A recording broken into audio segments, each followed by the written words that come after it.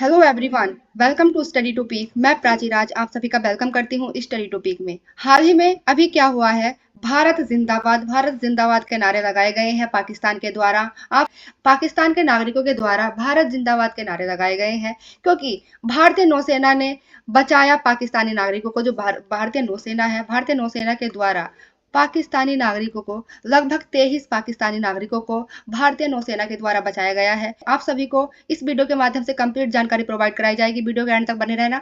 आइए स्टार्ट करते हैं। यहाँ पर आप आर्टिकल देख सकते हैं। द प्रिंट का आर्टिकल है, भारतीय नौसेना द्वारा सोमावी समुद्री डाकू से बचाए जाने के बाद पाकिस्तान ने भारत जिंदाबाद के नारे लगाए हैं। अब मैं आपको बता दूं सारी बात है क्या।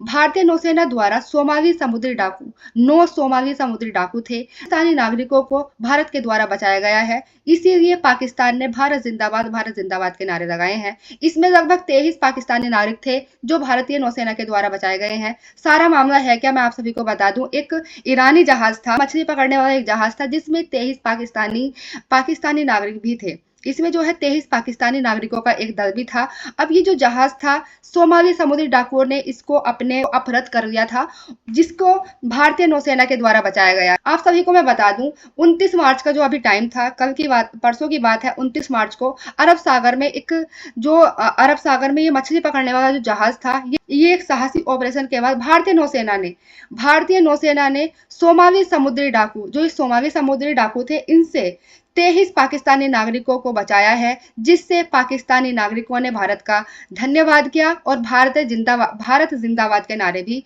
पाकिस्तानी नागरिकों के द्वारा लगाए गए हैं। जो भारतीय नौसेना की जो विशेषज्ञ टीम है, उसने उन्हें 9 सशस्त्र समुद्री डाकू से बचाया, अर्थात जो सशस्त्र समुद्री डाकू से बचाया है। और मछली पकड़ने वाले जहाज, जो ये ईरान का जहाज था, जिसका नाम था अल कंबर की स्वच्छता, ईरानी ध्वज लगा हुआ था। जब ये मछली पकड़ने आया था अरब सागर में, तो इस जहाज पर ईरान का ध्वज लगा हुआ था।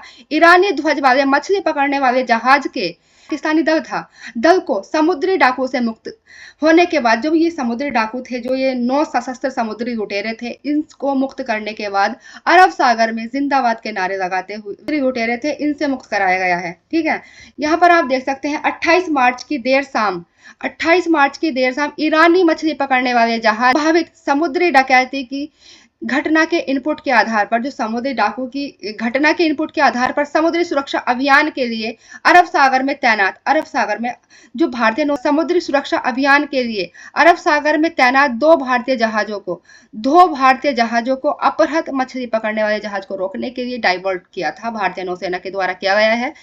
और यहाँ पर आप ये भी देख सकते हैं, घटना के समय, जब ये घटना चल रही थी, इस घटना के समय FB सोकोट्रा से लगभग जो 90 एनएम दक्षिण पश्चिम में था। और बताया गया है कि उस पर 9 सशस्त्र समुद्री डाकू भी सवार थे। इस पर जो थे 9 सशस्त्र समुद्री डाकू सवार थे। FB को 29 मार्च को रोका गया था, जिसे 30 मार्च को भारतीय नौसेना के द्वारा एक ऑपरेशन के तहत बचा लिया गया है।